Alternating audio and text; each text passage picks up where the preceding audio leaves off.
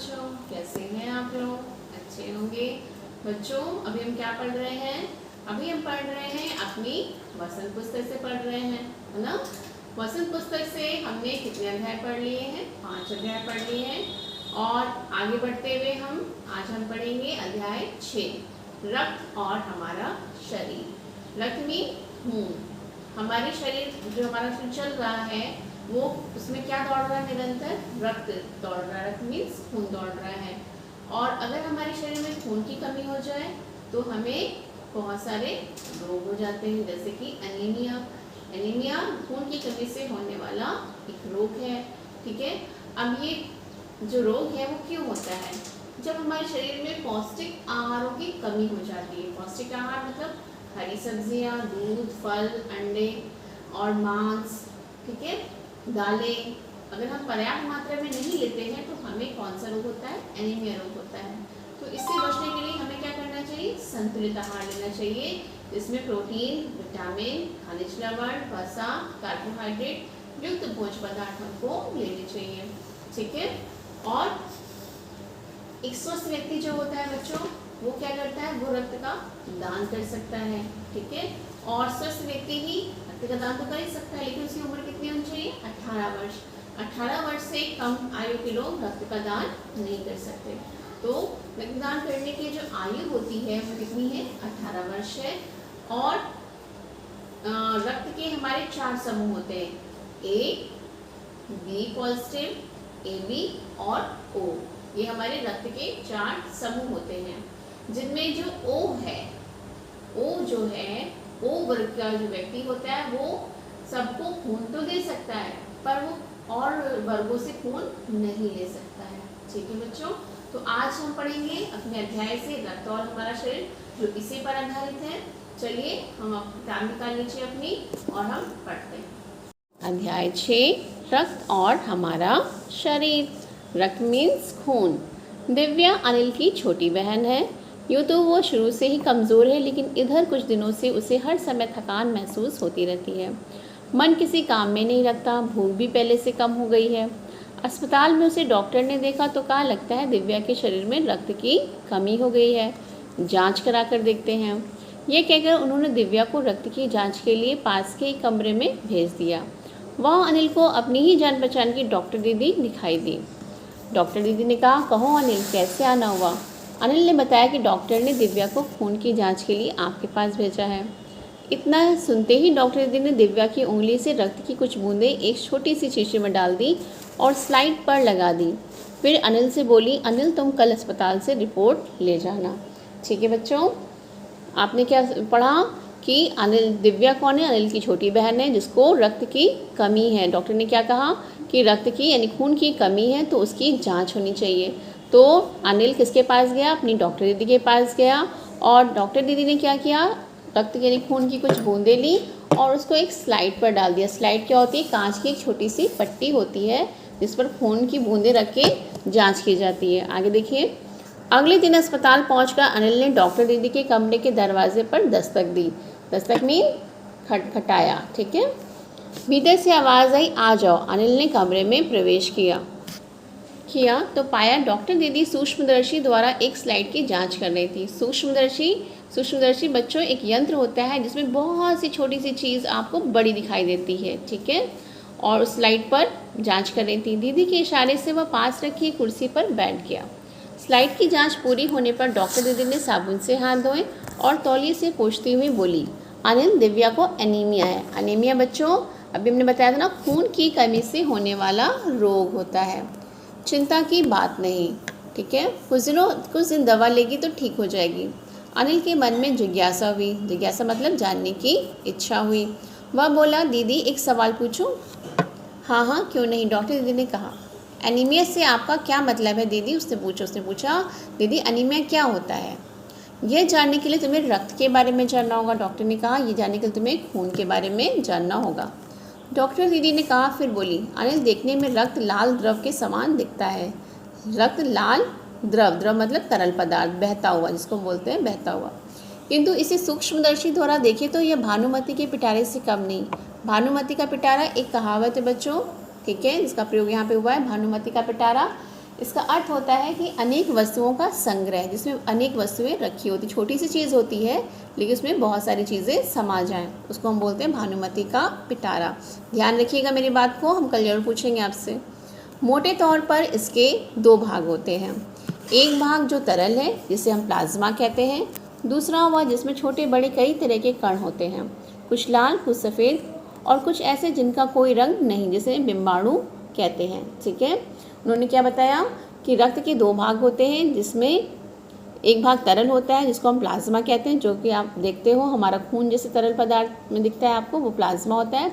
और दूसरा जिसमें छोटे बड़े कई तरह के कण होते हैं और कुछ लाल होते हैं और कुछ सफ़ेद होते हैं, जिन्हें हम क्या कहते हैं, बिंबाणु कहते हैं। ठीक है बेटा, इतना क्या किया डॉक्टर दीदी ने, सूक्ष्मदर्शी के नीचे एक स्लाइड लगाई, उसे फोकस किया। फोकस मतलब उस पर ध्यान दिया, फोकस माने ध्यान देना। ठीक है, उसी पर जब हम ध्यान देते किसी चीज़ पर, तुम कहते हैं फोकस करो। और बोली, देखो अनिल, सूक्ष्मदर्शी द्वारा जो कण तुम्हें दिखाई दे रहे हैं ये है लाल रक्त कण, यानी लाल रंग के रक्त कण।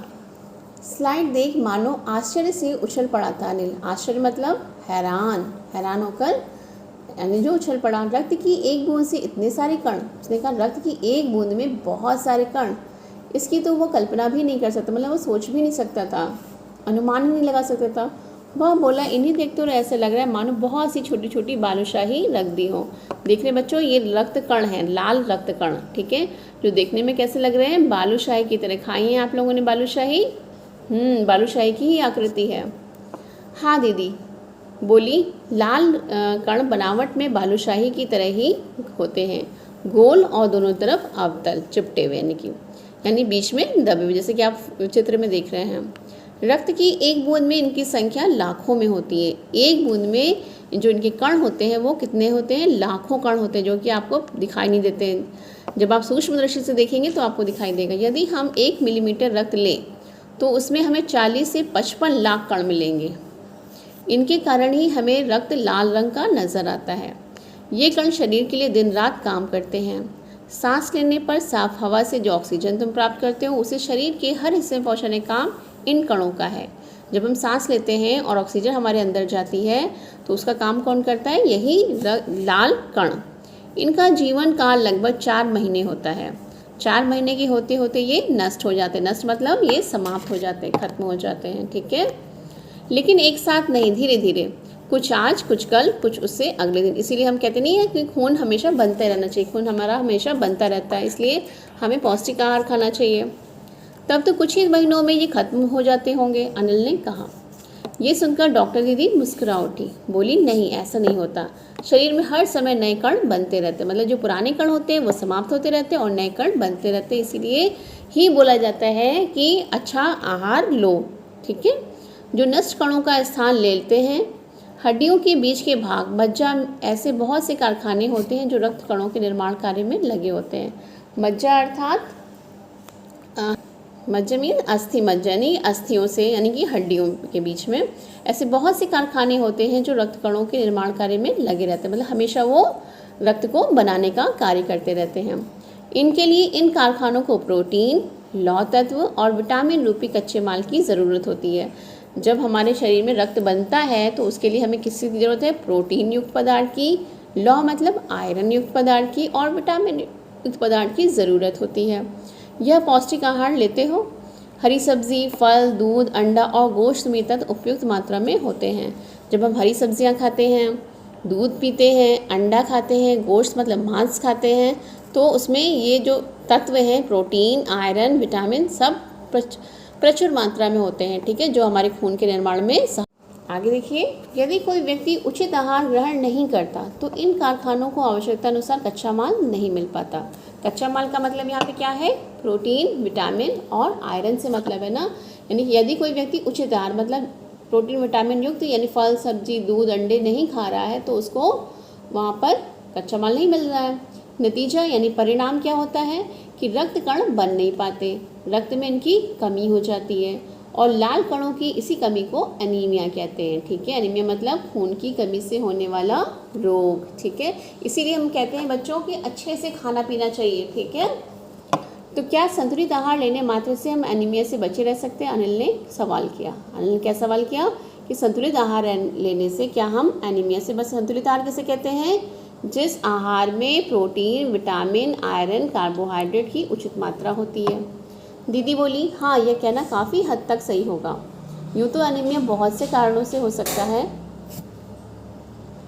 किंतु हमारे देश तक में इसका सबसे बड़ा कारण पौष्टिक आहार की कमी है। पौष्टिक आहार ना मिल पाने के कारण एनीमिया रोग बढ़ जाता है। इसके अलावा इस रोग का एक और बड़ा कारण है पेट में कीड़ों का हो जाना। जब पेट में कीड़े हो जाते हैं बच्चों, तो सारा जो हम आहार लेते हैं वो आहार हमारे पेट में ना जाके कीड़ों के पेट में जाता है। ये कीड़े प्रायः दूषित जल और खाद्य पदार्थों द्वारा हमारे शरीर में प्रवेश करते हैं। जब हम बाहर का खाना, खुला वाला खाना खाते हैं या जल पीते हैं, तो वो जो कीड़े होते हैं हमारे शरीर में प्रवेश कर जाते हैं। अतः इनसे बचने के लिए आवश्यक है हम पूरी सफाई से बनाए खाद्य पदार्थ ही ग्रहण करें। भोजन करने से पूर्व मतलब पहले अच्छी तरह से हाथ धो लें और साफ पानी ही पिएं। और हाँ अनिल, एक किस्म के कीड़े भी हैं जिनके अंडे ज़मीन की ऊपरी सतह में पाए जाते हैं। इन अंडों से उत्पन्न हुए लार्वे त्वचा के रास्ते शरीर में प्रवेश कर आंतों में अपना घर बना लेते हैं। मतलब एक और तरह के कीड़े होते हैं, एक तो हमारे खाद्य पदार्थ और जल से जाते हैं हमारे अंदर, और एक और कीड़े होते हैं, किस मतलब तरह के कीड़े होते हैं जो ज़मीन पर ही अंडे देते हैं और वो हमारे त्वचा के रास्ते से हमारे शरीर में प्रवेश कर जाते हैं और अपना घर बना लेते हैं। इनसे बचने का सहज उपाय है कि शौच के लिए हम शौचालय का ही प्रयोग करें और इधर उधर नंगे पैर ना घूमें। मतलब हम जब शौचालय जाते हैं तो हमें कहीं इधर उधर खुले में शौच नहीं करना चाहिए और हमें इधर उधर नंगे पैर भी नहीं घूमना चाहिए। नंगे पैर घूमने से क्या होता है, जो कीटाणु होते हैं वो हमारे पैरों से हमारे घर के अंदर प्रवेश कर जाते हैं और धीरे धीरे ये हमारे खाद्य पदार्थ या जल के द्वारा हमारे शरीर में भी प्रवेश कर जाते हैं। दीदी ये तो बहुत ही महत्वपूर्ण बात बताई आपने, अनिल बोला। वह पल भर सोच में डूबा रहा, फिर बोला, आपने बताया था कि रक्त में सफ़ेद कण और बिम्बाणु भी होते हैं, शरीर में उनका क्या काम है? अब उसने पूछा कि शरीर में सफ़ेद कण, फिर तो उन्होंने लाल कण के बारे में बताया, आप वो बताएंगे कि सफ़ेद कण और बिम्बाणु का। दीदी बोली, सफ़ेद कण वास्तव में हमारे शरीर के वीर सिपाही हैं। जब रोगाणु शरीर पर धावा बोलने की कोशिश करते हैं तो सफ़ेद कण उनसे डटकर मुकाबला करते हैं और जहाँ तक संभव हो पाता है रोगाणुओं के भीतर नहीं करने देते। बस संक्षेप में ये मान लो कि बहुत से रोगों से हमारी रक्षा करते हैं। जो सफ़ेद कण होते हैं वो सफ़ेद वीर सिपाही तरह हमारे शरीर की रोगों से रक्षा करते हैं। और बिम्बाणुओं का काम है चोट लगने पर रक्त जमाव क्रिया में मदद करना। जो बिम्बाणु होते हैं यानी प्लेटलेट्स जो होती हैं, वो चोट लगने पर अगर हमारा रक्त कहीं जम जाता है तो उसमें मदद करता है।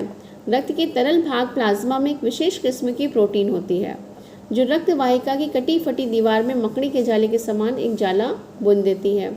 बिम्बाणु इस जाले में चिपक जाते हैं और इस तरह दीवार में आई दरार भर जाती है, जिससे रक्त बाहर निकलना बंद हो जाता है। मतलब जब रक्त हमारा बहने लगता है तो ये जो बिम्बाणु होते हैं वो रक्त को रोकने में मदद करते हैं। अनिल बोला, दीदी लेकिन घाव गहरा होता तो खून का बहता ही चला जाता है। हाँ, ऐसे समय में उस व्यक्ति को जल्दी से डॉक्टर के पास ले जाना चाहिए। ज़रूरत समझने पर ऐसी स्थिति से निपटने के लिए कुछ टाँके भी लगाने पड़ सकते हैं, किंतु डॉक्टर के पास पहुंचने तक के समय में चोट के स्थान पर कसकर एक साफ कपड़ा बांध देना चाहिए। जब ज़्यादा खून बह रहा हो तो हमें क्या करना चाहिए कि एक साफ कपड़ा लेकर और उस जगह पर बांध देना चाहिए जहाँ पर चोट लगी हो। दबाव पड़ने से रक्त का बहना कम हो जाता है, जो उस व्यक्ति के लिए काफ़ी लाभप्रद सिद्ध होता है। किंतु अगर बहुत अधिक रक्त बह जाए तो उसे रक्त चढ़ाने की ज़रूरत भी पड़ सकती है। दीदी ने समझाते हुए कहा, अगर हमारा बहुत ज़्यादा रक्त बह जाता है तो उसमें रक्त चढ़ाया भी जाता है। अनिल ने कहा, क्या ऐसे समय में किसी भी व्यक्ति का खून काम आ सकता है? दीदी बोली, अनिल, हर किसी का रक्त एक सा नहीं होता है, क्योंकि अभी हमने आपको बताया था ना, रक्त के 4 वर्ग होते हैं। कुछ विशेष गुणों के आधार पर रक्त को मुख्य 4 वर्गों में बांट दिया गया है। ज़रूरतमंद व्यक्ति के रक्त समूह की जांच करने के बाद उसे उसी रक्त समूह का रक्त चढ़ाया जाता है। हमने कौन से बताया था? ए बी, बी पॉजिटिव और ओ। लेकिन ज़रूरत के समय यदि उस रक्त समूह का कोई व्यक्ति मिले ही नहीं, तब अनिल ने पूछा, ऐसी आपात स्थिति मतलब संकट की स्थिति में, आपात स्थिति मतलब संकट की स्थिति में के लिए ब्लड बैंक बनाए गए हैं। ब्लड बैंक मतलब ब्लड कोष, जहाँ पे रक्त कोष बनाए गए, जहाँ पे ब्लडों को सुरक्षित रखा जाता है। प्राय हर बड़े अस्पताल में इस तरह के बैंक होते हैं जहाँ सभी प्रकार के रक्त समूहों का रक्त तैयार रखा जाता है। 4 वर्ग होते हैं, उन चारों वर्ग का रक्त रखा होता है और जिसको जैसी ज़रूरत होती है उसको वैसा रक्त दे दिया जाता है। किंतु इन ब्लड बैंकों में रक्त का भंडार सुरक्षित रहे, इसके लिए आवश्यक है कि हम समय समय पर रक्तदान करते रहें। मतलब रक्त तो कम होता जाता है तो हमें क्या करना चाहिए, रक्त का दान करना चाहिए। ठीक है, क्या मैं भी रक्तदान कर सकता हूँ, अनिल पूछा। नहीं, अभी तुम छोटे हो, 18 वर्ष से अधिक उम्र के स्वस्थ व्यक्ति ही रक्तदान कर सकते हैं। अनिल तो छोटा था, तो रक्तदान हम कब करते हैं, जब हम 18 वर्ष की आयु पूरी कर चुके होते हैं। एक समय में उनसे लगभग 300 मिलीलीटर रक्त ही लिया जाता है। प्राय यह समझा जाता है कि रक्तदान करने से कमजोरी हो जाएगी, किंतु यह विचार बिल्कुल निराधार मतलब गलत है। हमारा शरीर इतना रक्त तो कुछ ही दिनों में बना लेता है। वैसे भी शरीर में लगभग 5 लीटर खून होता है। कितना होता है, 5 लीटर। इसमें से यदि कुछ रक्त किसी ज़रूरतमंद व्यक्ति के लिए जीवनदान बन जाए तो इससे बड़ी बात क्या होगी, दीदी ने समझाते हुए कहा। इसलिए हमको, अगर हमें लगता है कि हमें रक्तदान हम कर सकते तो हमें ज़रूर करना चाहिए।